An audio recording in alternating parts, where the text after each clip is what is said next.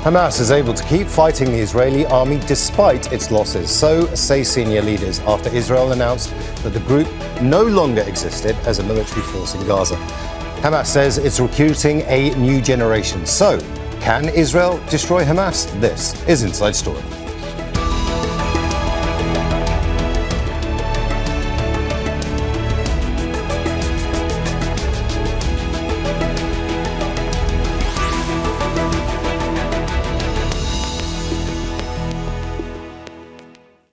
Hello and welcome to the programme. I'm Imran Khan. Israel's war on Gaza has raged for nearly a year, with losses on both sides. Israeli Defence Minister Yoav Gallant says Hamas is effectively dismantled as a fighting force. However, the group has refuted this, saying it has ample resources and new recruits, and not to mention support from regional allies. After almost a year of war, is Hamas still capable of fighting the Israeli army? And what does this mean for the dynamics on the ground in Gaza? We'll dive deeper into those questions and more with our panel of guests. But first, this report from Azzam Tamimi. The sounds of gunfire and explosions have echoed across Gaza for nearly a year. Israeli fighter jets carry out airstrikes and troops and tanks fire missiles and shells. Every day the death toll rises. More than 70% of those killed are women and children, despite Israel's stated goal of targeting Hamas.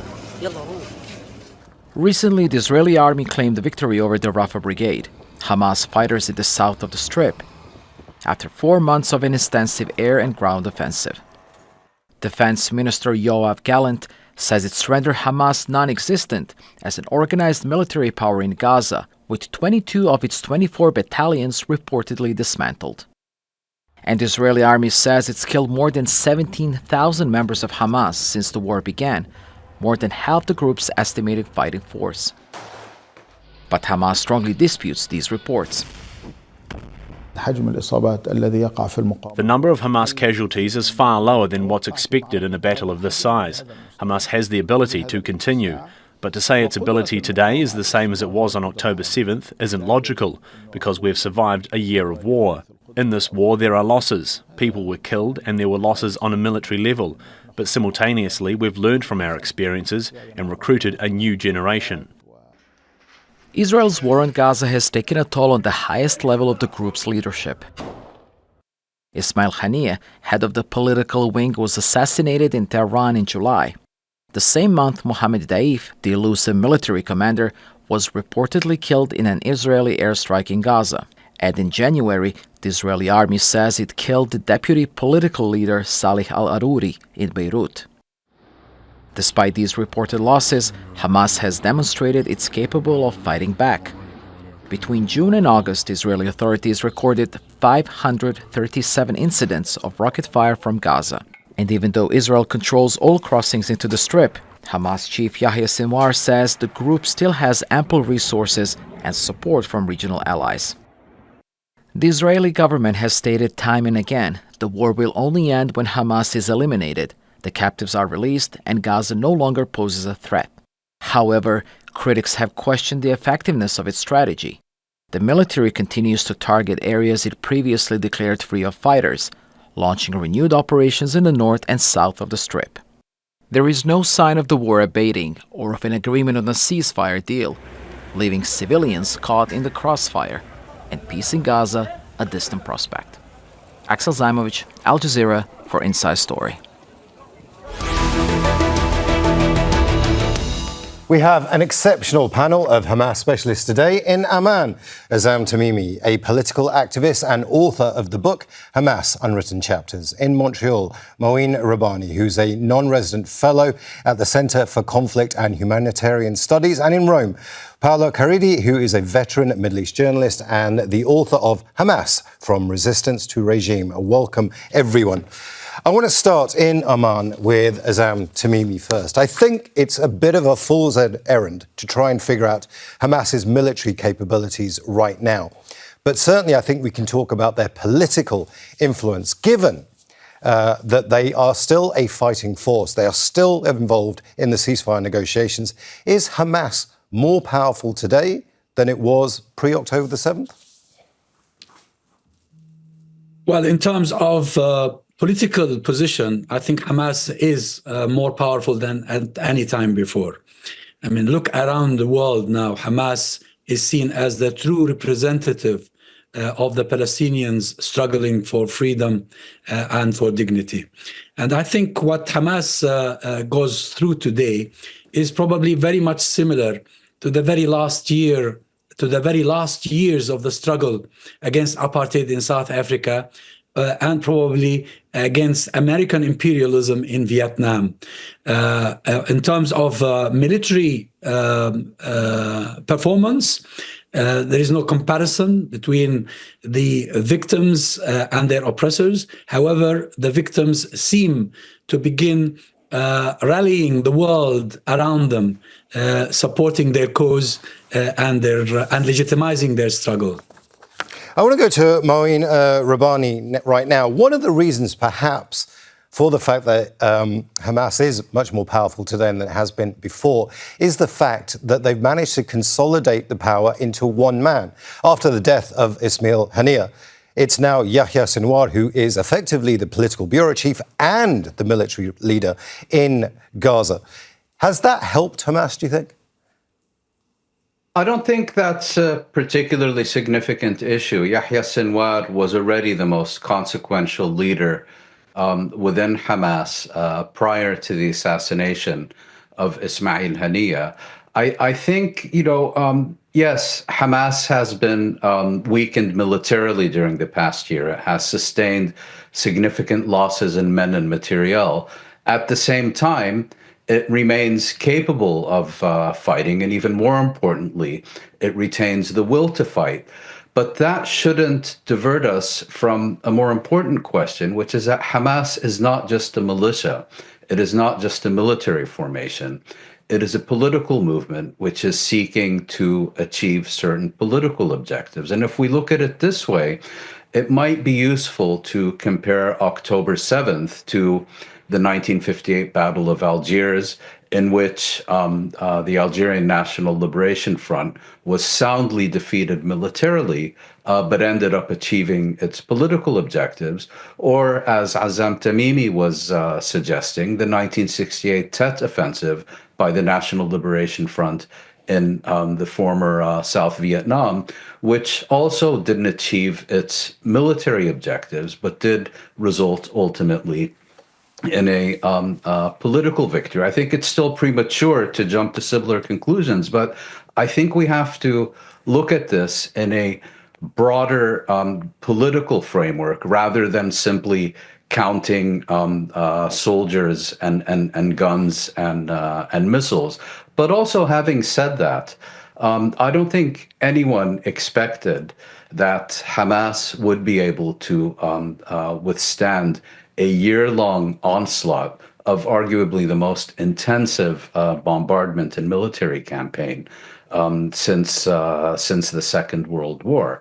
And the fact that, although weakened, it retains not only the capability to fight, but also the political will to fight, I think will leave its leaders quite satisfied about their movement's future. Let me go to Rome now and Paola. Paola, I went to Gaza many times pre-October the 7th. I saw actually how unpopular Hamas were because they weren't a real governing organization. They couldn't fix potholes. There was problems with the healthcare service. They were very unpopular. There are lots of reasons for that. The siege, the Israeli-led siege, for example, being the main one.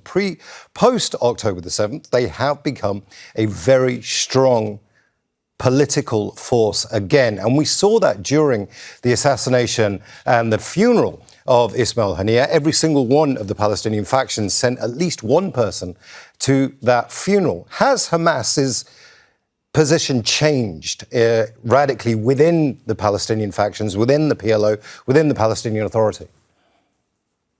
It depends on the period, the phase of its history. It's a more than 40-year history, well before the foundation of Hamas in 1987. So it depends on, if we consider the period of the transitional period, the political transition inside Palestine. That means 2005, 2006, and the elections. But it was a popular, very popular, not only inside Gaza, but inside the West Bank and abroad, but especially inside the West Bank and East Jerusalem, for example. But during these last 17 years, Hamas in Gaza represented the rule, the power, the administrative power, the fiscal levy, and also the military. I mean, the Qassam brigades were not anymore an armed force; they became a military force, and it changed. Of course, it changed also the popularity of Hamas inside Gaza. But we have to underline that Hamas is not only in Gaza. We are speaking, of course, about Gaza because it's the most important Gaza and Hamas constituency, but it's not the only one. It's a much more complicated organization, political movement, militia, ideology, and it changes a lot along the history, its history. Azzam Tamimi, one of the real illustrations of that change that I've seen personally was in the occupied West Bank, where I saw open support for Hamas post-October the 7th, rallies held by Hamas in Ramallah, in the centre of the occupied West Bank, the centre of power in the occupied West Bank. When you saw those pictures, when you saw that kind of support, what did you think? Did you think things have changed for Hamas? Well, I thought that the Palestinian cause was regaining its rightful position in the mindset of Palestinians. You see, you can hardly find a Palestinian anywhere in the world who does not dream of a liberated Palestine, who does not dream of returning to Palestine. And whereas the main opponent of Hamas in the Palestinian scene, the Fatah movement, has opted to do peace, to make peace with Israel and to sign the Oslo Accords, and even to turn itself and the PLO into some sort of a security agency working for the Israelis. Hamas inevitably emerged as the right entity, spokesman, spokesperson, whatever you want to call it, for the Palestinians who are still loyal to that dream, the dream of my grandfather, the dream of my parents, the dream of my generation and the generation of my children and grandchildren of one day seeing Palestine liberated and free. Mouin Rabbani, it's a very interesting point here because what Azzam is effectively saying is that they were a resistance movement. Now they are politically popular within Palestine itself. They're an important movement now, but at some point they are going to have to deal with the Israelis. And that is something that Hamas doesn't have a huge amount of experience in negotiating with. Is that going to be a problem going forward?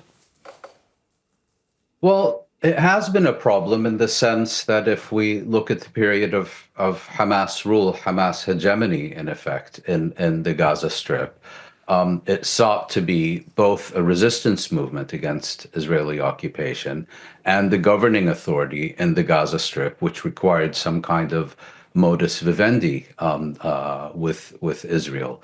And I think it was a failure to reconcile those two objectives, which is a large part of the explanation of October 7th, namely that Hamas was prevented from governing effectively because of the siege and the blockade and so forth.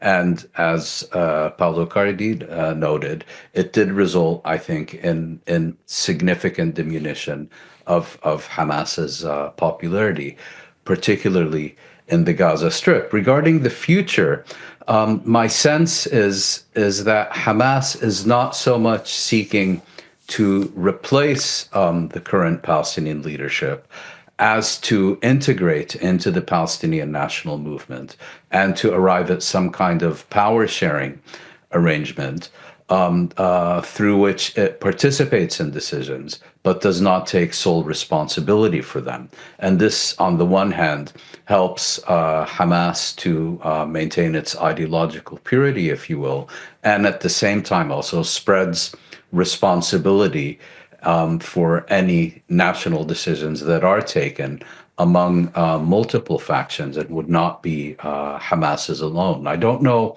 how the past year has changed things, whether there may now be prominent forces within Hamas that do feel that they can and should replace the PLO and seek to establish a new monopoly on the Palestinian political arena. But from what I've seen, that does not appear to be the case. Paola, you wrote your book, Hamas from Resistance to Regime. You took a very close look at Hamas as a governing body. Did you actually take a look at Hamas's international diplomacy efforts, particularly when it came to Israel? Because the level you can really level the charges at Israel as well, that they don't have the political will or experience of dealing with Hamas. So getting those two sides together is going to be incredibly difficult, isn't it? I think that Hamas had negotiated with Israel many times during the wars on Gaza, for example, from 2008-9, regarding the agreement on Gilad Shalit and the exchange of prisoners. Also, in the first years of the history of Hamas, there were, not negotiations, but contacts between the leadership of Hamas and some Israeli leaders in Tel Aviv. It's very complicated as a history, and especially on the international level. During the history of Hamas, especially in the last 20 years, there were contacts on the international level with the Europeans, for example, during 2005, 2007, with the Americans during the Obama presidency. Hamas sent a lot of letters to the Obama administration in order to find a way to overcome or to pass through the siege of Gaza. So I think they have an experience, and we see also in this year, along this year, we see that they have experience not with the Western powers, but with other powers, Russia and China especially, and the regional powers, and Turkey and Egypt and Qatar. I think that Hamas has not only the ability, but also the experience on the international level to deal with. The problem is inside the Palestinian level. Is there any possibility for Hamas to be accepted in the PLO as is trying to do since 20 years, since the agreement in Cairo in 2005? This is the big question. China tried to reconcile again the factions few weeks ago, few weeks ago. So we have to see if Hamas is not ready, because I think it's ready, but if inside the Palestinian politics, Hamas could join, as Mouin Rabbani said, could join a national unity, as many inside the Palestinian arena are asking.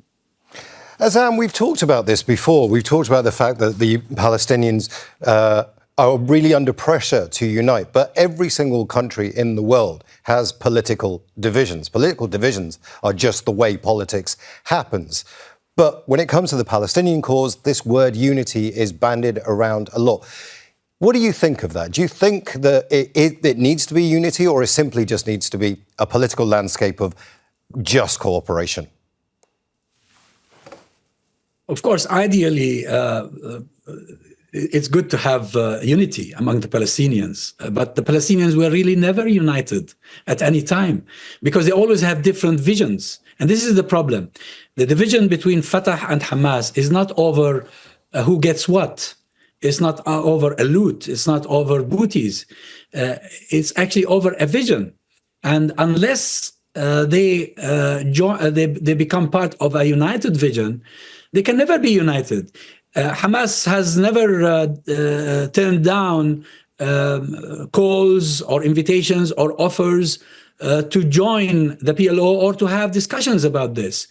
It's the other side that has the problem. The other side wants a PLO that recognizes Israel's right to exist and that produces an authority that actually serves the best interests of the occupier rather than the occupied.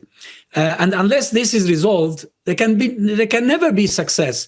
They had talks in Cairo, they had talks in Istanbul, they had talks in Doha, they had talks everywhere. But those talks were always vetoed by who? By the Israelis and by the Americans through their partners in the Palestinian Authority.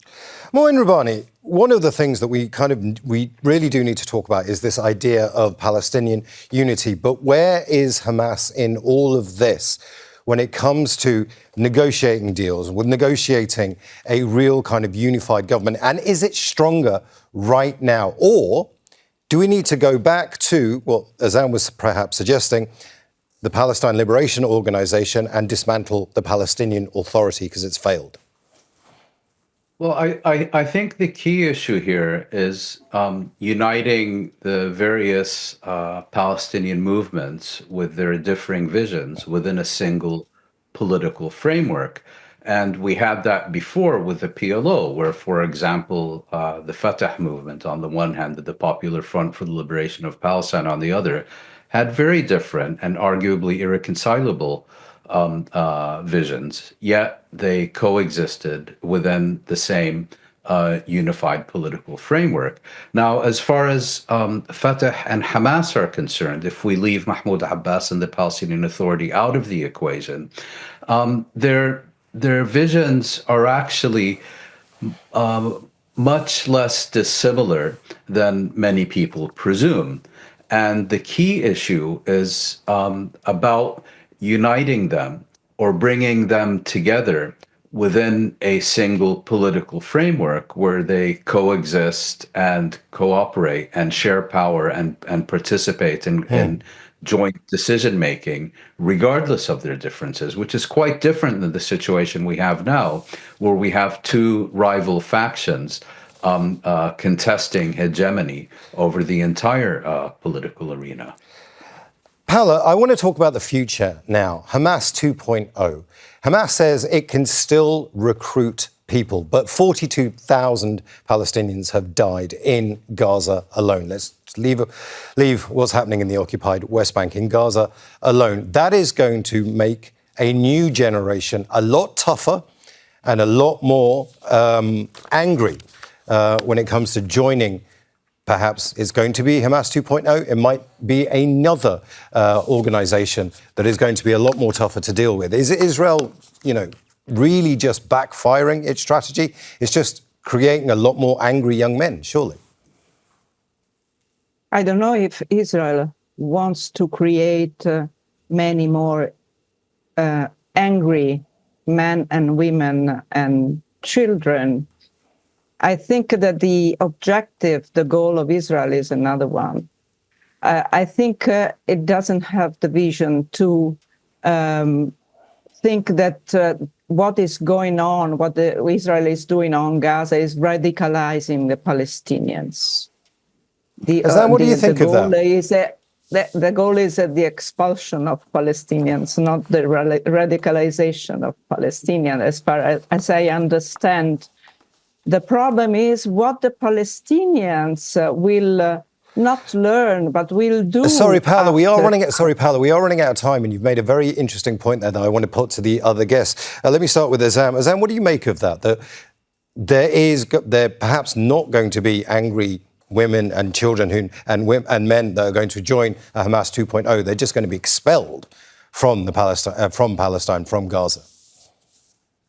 Imran, I was following less than an hour ago the rally in Mouin for the funeral of the Jordanian who carried out an operation on the Alimbi crossing. And what is happening at the moment is not just galvanizing the Palestinians, it's galvanizing the world, the Arabs, the Muslims, the supporters of freedom around the world, even young Jewish students, young men and women who are of Jewish descent on American campuses, on the campuses across the world. They are waking up to this nightmare called Zionism. So this is all the working of the current Israeli leadership trying to Sorry, suppress... Azzam, we are running out of time, and I do want to come to Mouin Rabbani because you make a very good point there. Mouin, is there going to be a Hamas 2.0 that's going to be so much tougher than Hamas right now that the Israelis will simply not be able to handle them because of what they've done in Gaza? I think that's a fair comment. And as Paola Caridi noted at the beginning of this program, we also have to recall that Hamas is not just in the Gaza Strip. It's also in the West Bank. It's also in Lebanon. And in fact, everywhere where there are significant concentrations of Palestinians. She also said she believes Israel's agenda is one of expulsion. I think she's right. Whether it succeeds or not, we'll see. But if it does, I think we need to remember how the contemporary Palestinian national movement first emerged. It emerged primarily in the camps of exile.